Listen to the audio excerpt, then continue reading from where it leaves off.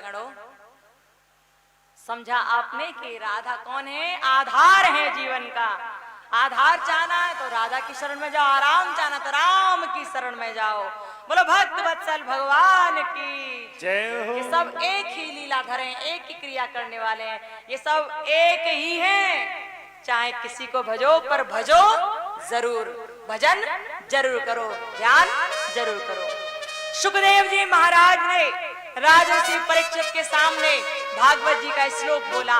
परीक्षित महाराज हाथ जोड़कर बैठे हैं सुखदेव जी महाराज के सम्मुख, और शुक्र ताल में बैठकर श्री सुखदेव जी महाराज राजर्षि परीक्षित को कथा सुनाते जाते हैं और कहते हैं कि जैसे जैसे मैं तुम्हें कथा सुनाऊं, मेरी हर बात को सच मानना, झूठ मत मानना। चाहे मैं कितना भी झूठ क्यों ना बोलूं, कितना भी झूठ क्यों ना बोलूं, लेकिन मेरी बात को झूठ मत मानना।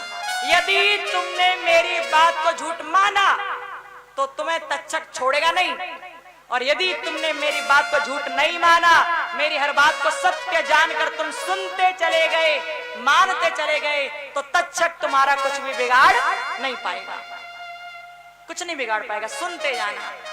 अब राजर्षि परीक्षित बहुत ध्यान के साथ सुखदेव जी महाराज के चरणों की वंदना करते हुए कहते हैं, प्रभु सुनाइए आगे की कथा, मैं सुनने के लिए तैयार हूं।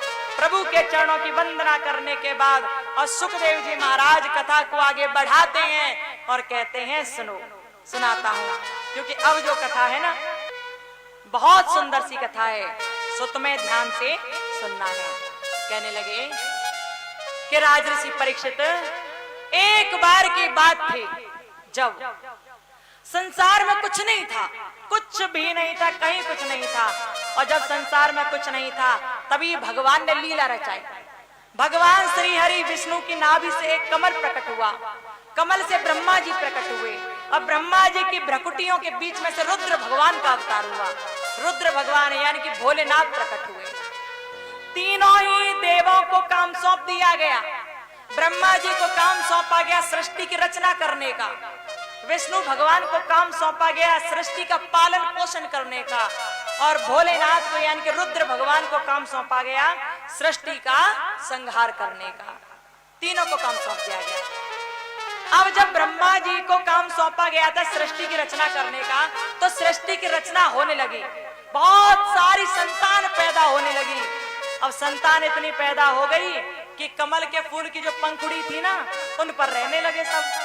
संतान बहुत सारी पैदा हो गई, इतनी पैदा हो गई कि कमल के फूल की पंखुड़ियां नीचे की ओर झुकती जा रही थी। अब तो ये देखकर ब्रह्मा जी बड़े परेशान। ब्रह्मा जी विचार करने लगे, अब क्या करूं? तभी ब्रह्मा जी ने भगवान श्री हरि विष्णु जी से कहा, भगवान आप कृपा करें और आप पृथ्वी को ले आए। पृथ्वी जब आ जाएगी ना, तो उसी पर हम अपनी इस पूरी संतान को रख सकेंगे, पूरी संतान को रख सकेंगे। और जब कहा तो भगवान विष्णु ने ये बात मानी, ये बात सुनी।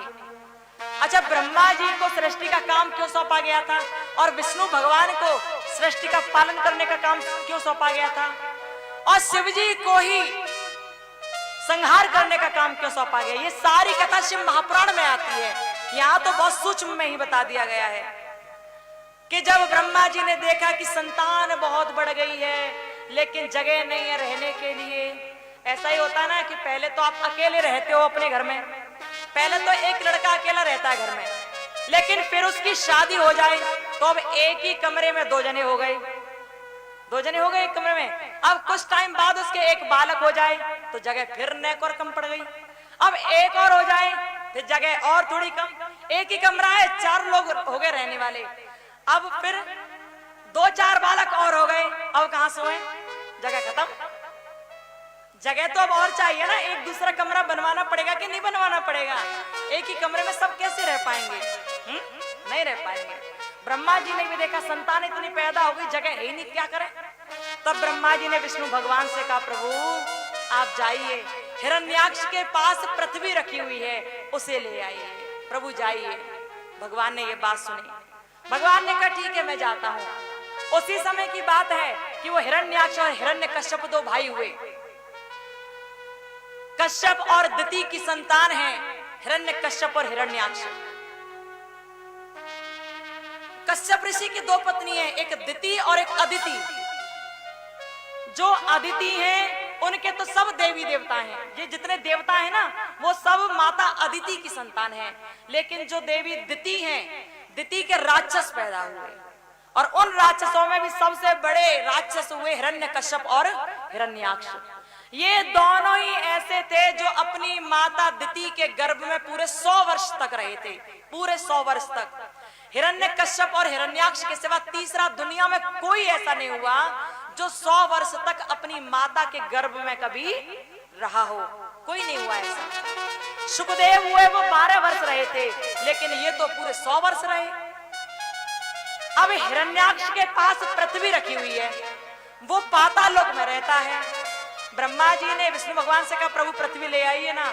विष्णु भगवान ने 12 का रूप बनाया, एक सूकर का रूप बनाया और सूकर का रूप बनाकर 12 का रूप बनाकर वो विष्णु भगवान ब्रह्मा जी की नासिका छिद्र में से एक अंगूठे के बराबर बनकर बाहर निकल आए और तभी पृथ्वी को लेने के लिए पाताल चले गए।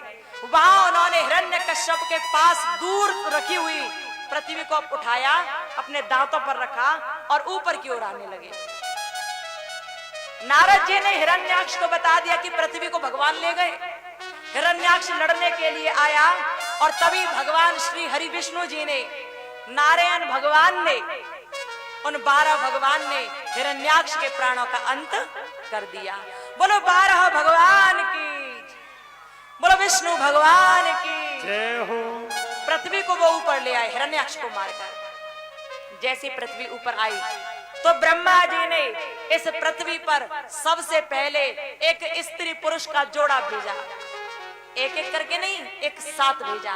स्त्री पुरुष को एक साथ इस पृथ्वी पर भेजा और जो सबसे पहले इस पृथ्वी पर आए वो महाराज मनु और माता शतरूपा थे। बोलो मनु भगवान की जय हो, बोलो शतरूपा मैया की जय हो, बोलो पृथ्वी मैया की जय हो। पृथ्वी पर जो सबसे पहले आए वो भगवान सतु और भगवान मनु और माता शतरूपा हुए, जिनकी आज हम सभी संतान कहे जाते हैं। हम सब उन्हीं की संतान कहे जाते हैं क्योंकि पृथ्वी पर वही पहले आए थे। सुखदेव जी महाराज कथा को सुनाते हैं और कथा को सुनाते हुए आगे बढ़ाते हैं और कहते हैं राजऋषि परीक्षित, जब ब्रह्मा जी ने इस पृथ्वी पर महाराज मनु और माता शतरूपा को भेज दिया तो उनका वंश अब आगे बढ़ने लगा।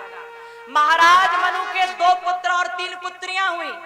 जो 2 पुत्र थे वो प्रियव्रत और उत्तानपाद हुए और जो 3 पुत्रियां थी वो आकुति, देवहूति और प्रसूति, ये 3 पुत्रियां हुई जो अलग अलग ऋषियों को ब्याह दी गई। और जो पुत्र थे ना प्रियव्रत और उत्तानपाद, तो प्रियव्रत ने तो कहा कि मुझे भगवान का ध्यान करना है और तभी वो भगवान का ध्यान करने के लिए जंगलों में चले गए। लेकिन अब प्रियव्रत तो थे नहीं, तो उत्तानपाद को राज्य का उत्तराधिकारी बना दिया गया। ये वही उत्तानपाद हैं जिनकी 2 रानियां थी, सुनीति और सुरुचि, और सुनीति के पुत्र हुए ध्रुव और सुरुचि के पुत्र हुए उत्तम। ध्रुव कौन? ध्रुव वो जो भगवान का बड़ा सच्चा भक्त हुआ, बहुत सच्चा भक्त हुआ। लेकिन ध्रुव की कथा से पहले भगवान शिव की कथा आती है, शिव सती के चरित्र की कथा आती है। और शिव सती के चरित्र के बारे में आप सभी अच्छी तरह से जानते हैं। शिव पार्वती के चरित्र, शिव सती के चरित्र के बारे में आप अच्छी तरह से जानते हैं, इसलिए यहाँ सिर्फ शिव जी के नाम को ही लिया जा रहा है। बोलो भोलेनाथ की जय हो, बोलो पार्वती मैया की जय हो। प्यारे, शिव महापुराण होगी तभी इन कथाओं को विस्तार दिया जाएगा, क्योंकि यहाँ भागवत जी चल रही हैं, इसलिए यहाँ श्री राम जी की कथा, श्री शिव जी की कथा बहुत विस्तार से नहीं सुनाई जाएगी। कभी आपके क्षेत्र में राम कथा हुई या शिव महापुराण हुई तो उसमें इन कथाओं को विस्तार रूप दिया जाएगा। यहाँ केवल आपको सूक्ष्म में ही बता दिया जा रहा है। सुखदेव जी ने कहा शिव चरित्र के बारे में, फिर बताया ध्रुव चरित्र के बारे में कि ध्रुव एक ऐसा बालक हुआ जो भगवान का बड़ा सच्चा भक्त था और ध्रुव ने मात्र 6 महीने तक भगवान की तपस्या की और परमात्मा को प्राप्त कर लिया, मात्र 6 महीने में। जब पूछा ऐसे क्यों हुआ तो उत्तर दे दिया कि ध्रुव पिछले जन्म में बहुत बड़े सन्यासी थे। 6 महीने में कोई कैसे भगवान को पा सकता है? परीक्षित के मन में ये बात उठ रही थी कि सुखदेव जी ने कहा कि ध्रुव जी ने 6 महीने तपस्या की और भगवान को पा लिया, लेकिन 6 महीने में भगवान कैसे मिल गए समझ नहीं आ रहा। तभी सुखदेव जी महाराज ने कहा, राजऋषि परीक्षित, ये जो ध्रुव था ना, ये पिछले जन्म में बहुत बड़ा त्यागी तपस्वी था, एक सन्यासी था, और इस सन्यासी ने बड़ी गहरी तपस्या की थी भगवान की।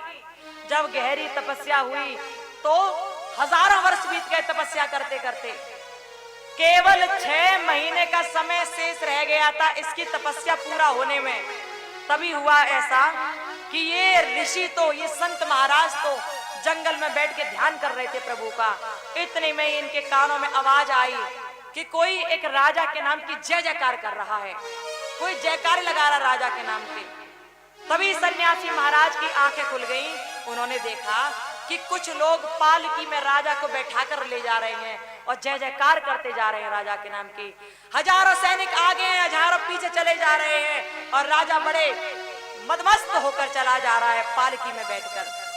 ये देखा जैसे ही उस सन्यासी के मुख से एक बात निकल गई, आहा, काश मैं राजा होता, काश मैं राजा होता तो इसी प्रकार मेरे भी आगे पीछे सैनिक घूम रहे होते, मैं भी ऐसे ही होता।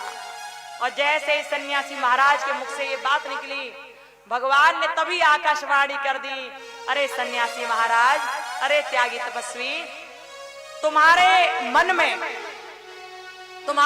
में ये बात आई है ना कि तुम राजा हो जाओ, तो देखो मैं तुम्हें राजा होने के लिए कहता हूं।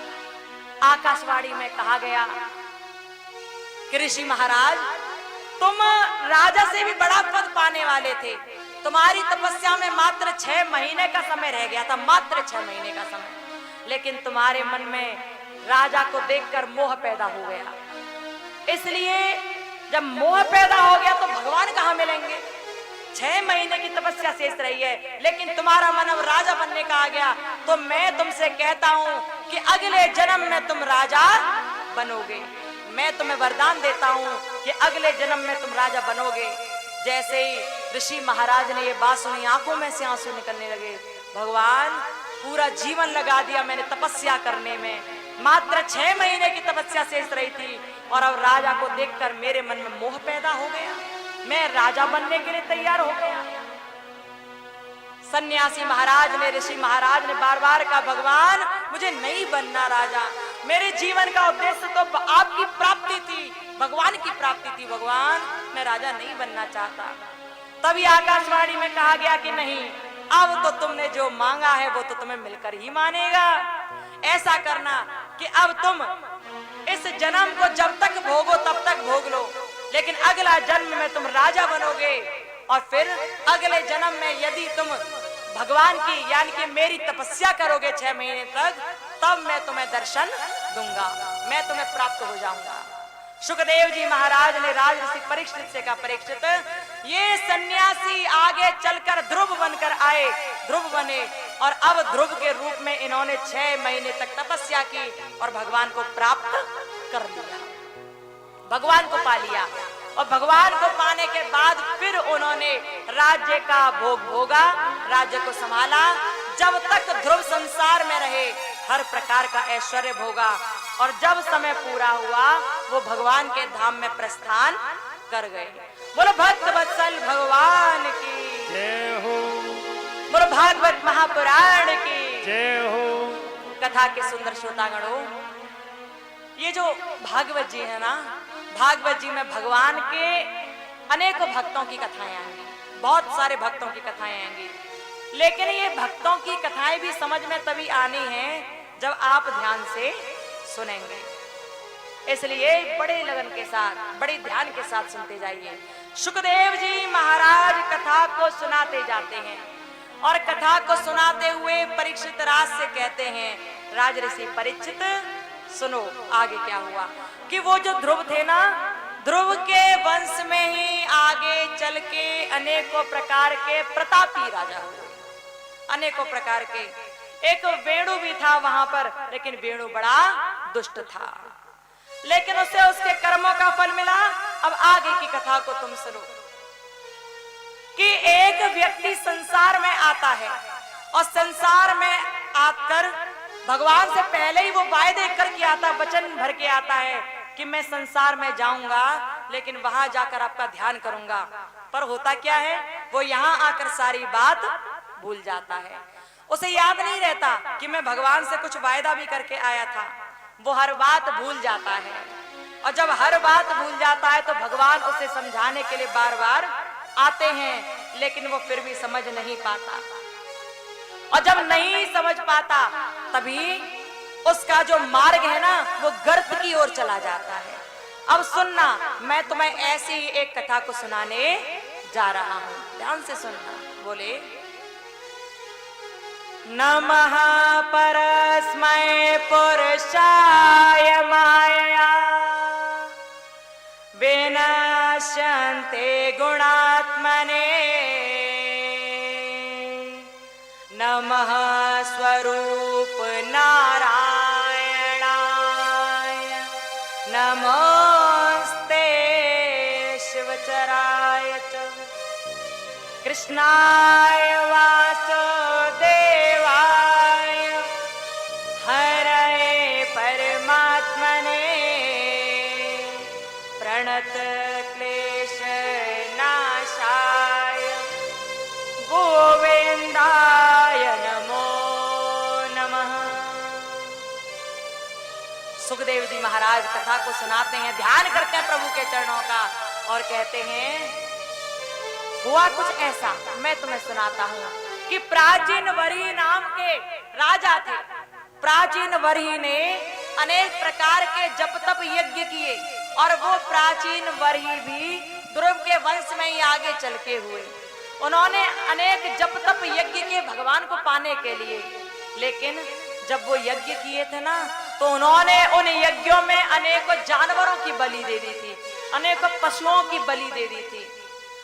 और जब बलि दी तो एक बार की बात कि वो जल के भीतर खड़े हुए थे, जल उनकी छाती तक था, नदी का जल छाती तक था और वो वहीं खड़े होकर ध्यान कर रहे थे भगवान का। इतने में ही नारद जी आ गए।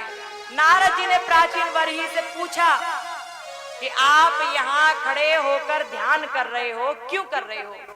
प्राचीन वरही ने कहा मैं भगवान को पाना चाहता हूँ। नारद जी ने कहा कि बुरे कर्म करने के बाद भगवान को पाना चाहते हो, भगवान कैसे मिल जाएंगे? प्राचीन वरही ने कहा मैंने क्या बुरा कर दिया, मैंने क्या बुरा किया? अब नारद जी भगवान कहने लगे देखो तुमने भगवान को पाने के लिए अनेक यज्ञ किए और यज्ञ में तुमने अनेक जीव जंतुओं की जानवरों की बलि दी। प्राचीन वरी अब जरा आकाश की ओर निगाह घुमा कर देखना, आकाश में जरा देखना। प्राचीन वरी ने ऊपर की तरफ निगाह करके देखा, आकाश में निगाह करके देखा और जब आकाश की ओर देखा तो क्या दिखाई दिया उसे कि अनेक प्रकार के जो जानवर थे वो बड़ी बड़ी निगाह करके क्रोधित भाव से प्राचीन वरी की ओर देख रहे थे।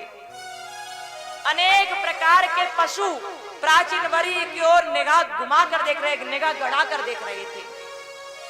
अनेक भैंसों को जिनको काटा गया था, प्राचीन वरी के यज्ञ में डाला गया था, बलि दी गई थी, वो उसकी ओर देख रहे थे। ऐसे देख रहे मानो उसे अभी मार देंगे, ऐसे देख रहे थे। आओ तो ये देखकर प्राचीन वरी दुखी हो गया। नारद जी से कहने लगा प्रभु ये सब क्या है, ये सब मुझे इतना घुर्रा कर क्यों देख रहे हैं, क्यों नाराज हैं ये मुझसे? नारद जी ने कहा तुमने अपने स्वार्थ के लिए, तुमने अपना बल प्राप्त करने के लिए इन निर्दोष जीवों को काट दिया, इन निर्दोष जीवों को मार दिया। इसी वजह से ये अब तुम्हारा इंतजार कर रहे हैं कि जब तुम आओगे ना तब ये तुम्हें नोच नोच कर खाएंगे, ये तुम्हें काट काट कर खाएंगे। याद रखना, कभी भी कोई भी व्यक्ति जब अपने स्वार्थ के वशीभूत होकर किसी निर्दोष जीव के प्राणों का अंत करता है तो वो जीव भी उस व्यक्ति का इंतजार करता है और वो भी उसे ऐसे ही काटता है जैसे उस जीव को उस व्यक्ति ने काटा था। आजकल लोग बड़ी बड़ी परंपरा निकालते हैं कि हमारे यहाँ तो ये कटता है, हमारे यहाँ तो वो कटता है, मुर्गे खाते हैं, बकरे खाते हैं, क्या क्या खाते हैं ना लोग। एक जीव होकर जीव को खा रहे हो, कितनी शर्म की बात है, कितने शर्म की बात है। अरे भोजन खाओ, अन्न खाओ, सब चीज खाओ, गंदी चीज काहे खाते हो? बेचारे जीव जंतुओं को क्यों परेशान करना? एक समय था, बहुत समय पहले, जब खाने के लिए अन्न नहीं हुआ करता था, बहुत समय पहले जब खाने के लिए अन्न नहीं था, तब मजबूरी थी जीवों को खाना। लेकिन अब मजबूरी नहीं है, अब हर चीज उपलब्ध है, समाज में हर चीज मिल जाती है, जो चाहोगे सब मिलेगा खाने के लिए। लेकिन अब तो इन जीव जंतुओं को छोड़ दो, अब तो कम से कम इन्हें खाना छोड़ दो। एक पल नहीं लगाते लोग और झट से मुर्गा काट लिया, बकरा काट लिया, जीवों को काट लिया। आजकल तो लोग इतने गंदे हो गए कि सुअरों को भी नहीं छोड़ रहे, उनको भी खा रहे हैं। कितने बेहुदा बात है, कितनी शर्म की बात है। जीव होकर जीव को खा रहे हो। वो जीव भी इंतजार कर रहा है आपका आकाश में बैठा बैठा कि तू जिस दिन आएगा ना, उस दिन तुझे काट के खाएंगे, हम नोच के खाएंगे, हम तुझे इंतजार कर रहे हैं वो जीव जंतु। अपने स्वार्थ के लिए कभी किसी निर्दोष जीव को प्रताड़ित नहीं करना चाहिए। आपका स्वार्थ केवल आपका स्वार्थ ही जिसमें सम्मिलित हो, उसके वशीभूत होकर आपको कभी भी दूसरे जीवों को परेशान नहीं करना चाहिए। प्रयास करना कि दूसरों की हानि करने से आप बच जाओ। जब दूसरों को हानि पहुंचाने से बच जाओगे, तब जाकर आप सच्चे मानव बन पाओगे। बोलो भक्तवत्सल भगवान की जय हो, राधा रानी सरकार की जय हो।